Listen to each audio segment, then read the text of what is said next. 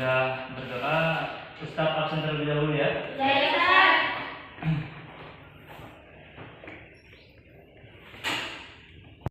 Absen terlebih dahulu. Wanda Friska Putri. Hadir, Ustaz. Dilawati. Hadir, Ustaz. Siti Ramla. Hadir. Yunita. Hadir, Ustaz. Selviana Afriani. Hadir, Ustaz. Hadir. Baik, alhamdulillah semua sudah terabsen. Baik, hari ini kita belajar tentang Al-Quran hadis ya. Ya. Al-Quran hadis.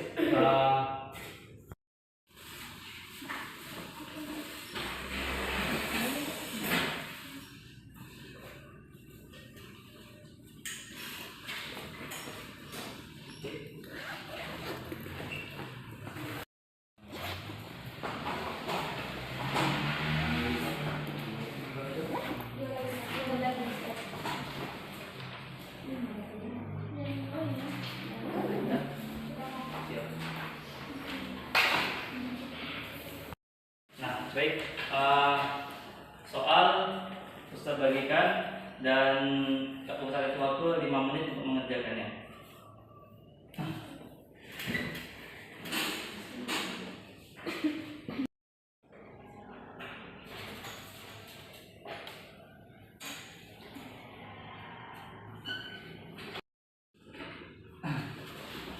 Baik, Pak. Ya.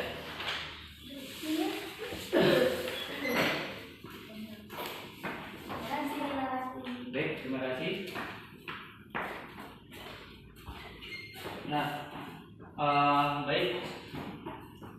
Pada minggu lalu, apakah anak-anak semua masih ingat pembelajaran minggu lalu?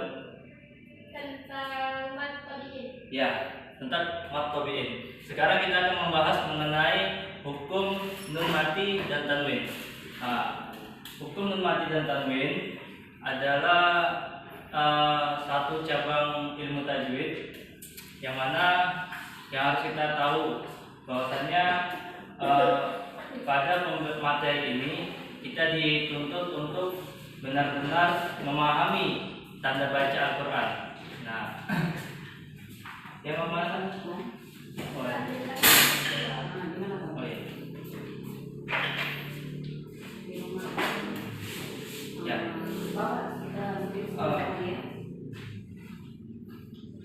Iya, untuk meneruskan yang mana? Iya.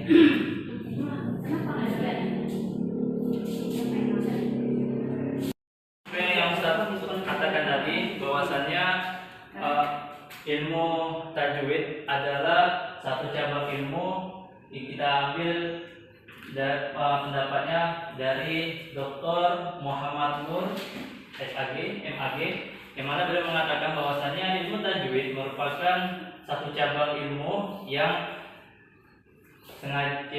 dipelajari untuk membenahi bacaan Al-Quran kita dengan baik dan benar, baik dari pelafasannya maupun tanda bacanya. Nah, dalam ilmu tajwid ini ada yang disebut dengan tahsinul Quran. Tahsinul Quran adalah cara kita untuk melatih cara baca Al-Quran dengan baik dan benar. Maka dalam pembacaan Al-Quran ada yang dinamakan dengan dalam pembacaan Al-Quran ada yang dinamakan dengan tanwin atau nun mati. Maksudnya nun mati biasa disebut dengan tanwin. Tanwin dalam harokat itu ada yang namanya fathah, fathah garis di atas dan seperti ini, kemudian kasroh garis di bawah dan dhamma garis di hadapan. Ketika ada masuk konsonan n di dalam fathah, kasroh dan dhamma, maka ini akan berubah menjadi an, in, un. Itu kalau misalnya masuk kepada huruf alif. Bedanya alif dengan hamzah, apa yang tahu? Iya, hamzah. Alif dengan hamzah di sini dikatakan bahwasanya alif yang menerima harokat dan bukan, salah. Tadi hamzah yang menerima harokat, sedangkan alif yang tidak menerima harokat. Oke. Apabila nun mati bertemu dengan huruf hijaiyah yang 28 ini, maka akan menimbulkan 4 hukum bacaan. Yang pertama ada idhar, idgham, ikhfa, dan iqlab. Nah, selanjutnya ada yang dinamakan dengan hukum bacaan idhar. Idhar secara bahasa artinya itu jelas, yang berasal daripada zahir, secara bahasa Arab. Kemudian yang mana dalam hukum bacaan idhar itu ada yang dinamakan, kalau konsonan hukum nun matinya, ada yang dinamakan idhar halqi. Mengapa dinamakan idhar halqi? Siapa yang ada yang tahu? Karena Ya, angkat tangannya. karena dia izhar saja. Ya. Ada pembagian juga Ustaz.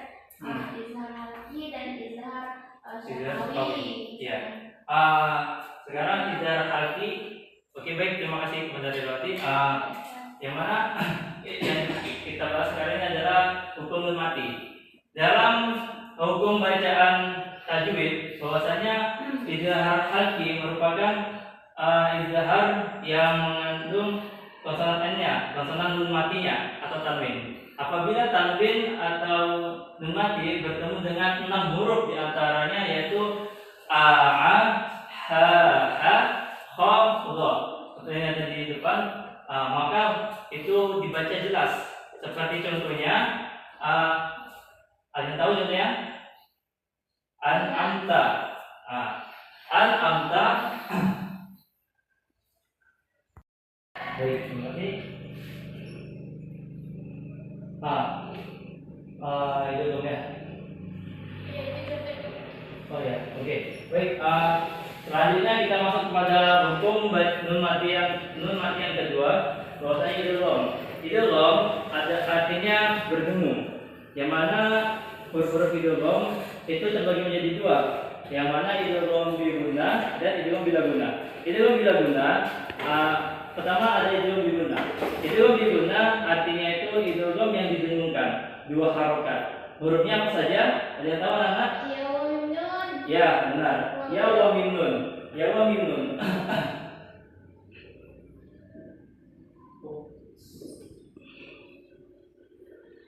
Oh, Ya. mim nun.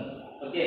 Ya wa mim nun. Apabila bertemu ya wa mim nun ini dengan nun mati atau tanwin, maka hukumnya idgham bi gunnah. Yang mana dalam bacaan ditahan, dileburkan 2 harokat. Contohnya mayyaf'al, mayyaf'al, yang mana nun mati bertemu dengan ya, maka dia dileburkan, didengungkan sebanyak 2 harokat. Sampai sini paham? Paham Ustaz. Baik. Selanjutnya ada. Baik, terima kasih. Itu dong ya. Oh ya, oke. Baik, selanjutnya kita masuk kepada hukum nun mati yang kedua, bahwasanya idgham. Idgham ada artinya bertemu, yang mana huruf idgham itu terbagi menjadi 2, yang mana idgham bi gunnah dan idgham bila gunnah. Idgham bila gunnah, pertama ada idgham bi gunnah. Idgham bi gunnah artinya itu idgham yang didengungkan, 2 harokat. Hurufnya apa saja? Ada yang tahu anak-anak? Ya wa mim nun. Ya, benar. Ya wa mim nun. Ya wa mim nun.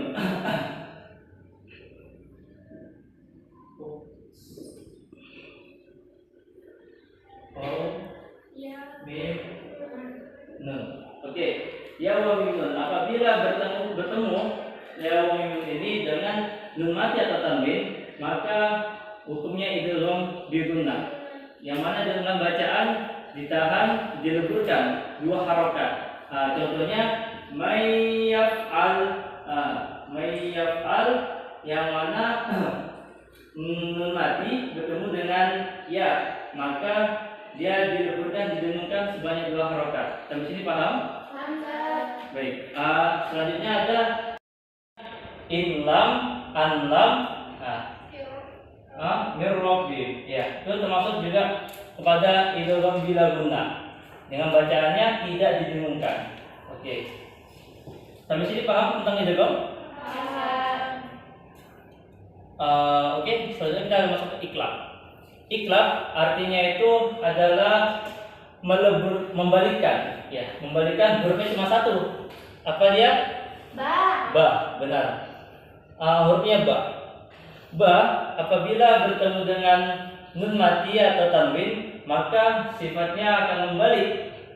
Dalam pendapat para ulama tajwid mengatakan bahwasanya dalam pelafasan iklab itu ada yang setipis kertas dan ada juga ada yang digantungkan bacaannya. Contohnya itu seperti min ba'di, yang mana saya menggunakan tipis kertas. Sampai sini paham? Seperti semuanya. Ayo semua kita coba berdiri, kita SBK sebentar. Oke. Ketika saya mengatakan tepuk semangat, maka kita semua tepuk semangat kan?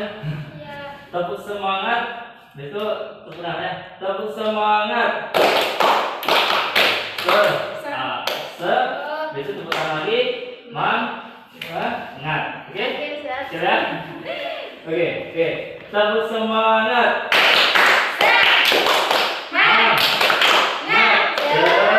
Semangat. Ini kenapa nggak sering tepuk semangat? Ayo sekali lagi.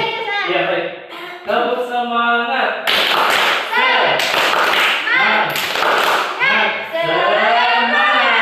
Oke, baik. Terima kasih. Silakan kembali.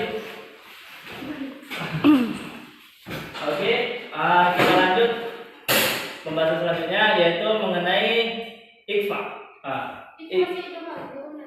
Oh ya, hukum bacaan nun mati yang artinya itu samar-samar, yang karena hurufnya itu ada 15, sisa daripada huruf-huruf hijaiyah yang telah digunakan oleh idgham, idhar dan ikhfa. Sini cukup banyak hurufnya, ada 15, yaitu ta, sajada, dal, jal, za, ja, sa, sya, sodo, todo, fakoka. Nah, apabila nun mati atau tanwin bertemu dengan 15 huruf ini, maka dibacanya samar-samar. Siapa yang bisa memberikan satu contoh daripada ikhfa? Ya? Tidak ada? Oke. Contohnya seperti anzalna, atau itu kan anzalna.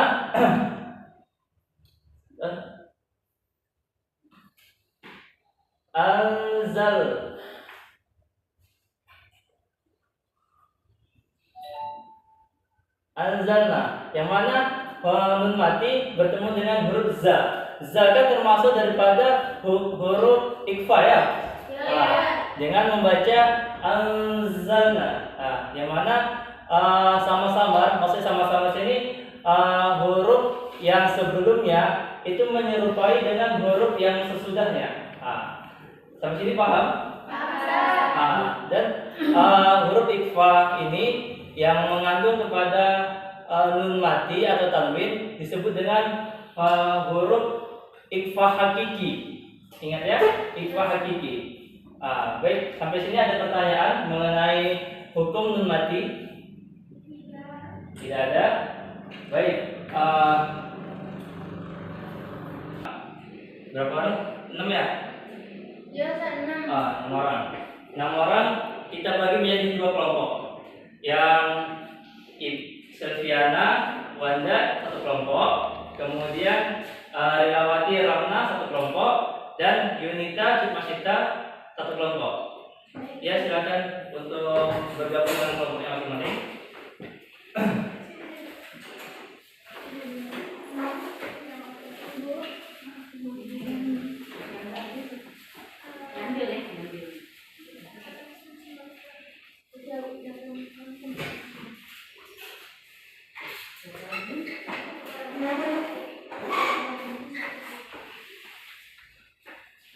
Dua ya? Baik.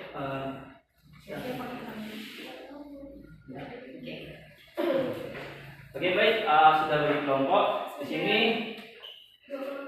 Iya, dua kelompok ya. Oh ya, tadi Yunita sama siapa? Oh ya. Oh iya. Satu. Oke.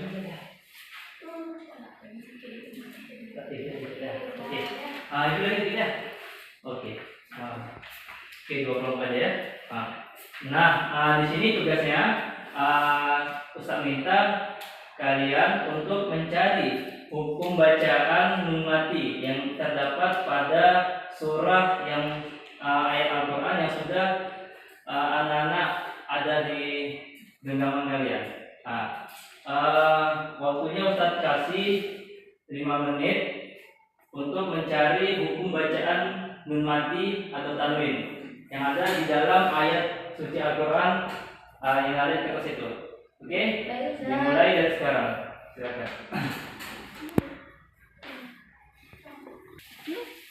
Mati bagaimana?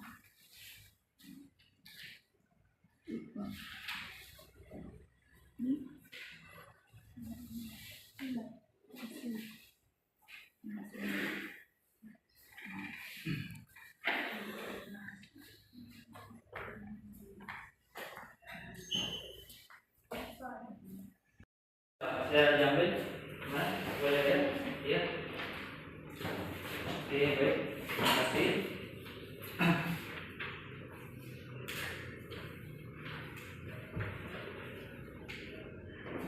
Nah, alhamdulillah anak-anak sudah memberikan jawaban yang terbaik. Tadi di waktu sebelum Ustadz menjelaskan materi hari ini, jawaban semua alhamdulillah 80% baik. Nah, jadi Ustadz jelaskan sedikit dan ini ya nanti Ustadz akan coba periksa kembali. Nah, insya Allah ada peningkatan. Oke, baik. Sebelum kita tutup pembelajaran pada hari ini, ada yang ingin menyimpulkan mengenai materi kita pada hari ini? Ya, silakan Lilawati untuk menyimpulkannya. Jadi, kesimpulannya adalah hukum bacaan nun mati itu ada 4 hukum bacaannya, yaitu ikhfa, izhar, idgham, dan iqlab. Nah, untuk idgham sendiri itu terbagi pada 2, idgham ma'ahunah dan idgham ma'ahunah. Sekian dan terima kasih. Baik, terima kasih. Beri aplaus kepada Lilawati. Baik, saya sambung kesimpulannya bahwasanya dalam pembacaan Al-Quran itu setiap bacaannya ada mengandung hukum-hukumnya tersendiri, baik itu hukum bacaan nun mati ataupun bacaan mim mati dan mat-mat yang lain. Yang penting untuk kita pembelajaran pada hari ini agar kita bisa mengamalkannya dalam kehidupan sehari-hari, terutama dalam membaca Al-Quran. Nah, karena sebaik-baik orang itu merupakan yang bisa mengajarkannya kepada orang lain. Semoga dengan sesudahnya mempelajari hukum nun mati dan hukum tajwid pada hari ini, insya Allah kita semakin fasih dan semakin lancar dalam membaca Al-Quran. Oke, baik. Demikian mungkin pembelajaran kita pada hari ini. Lebih dan kurangnya Ustaz mohon maaf. Untuk menutup pembelajaran pada hari ini kita baca doa kifaatul majelis.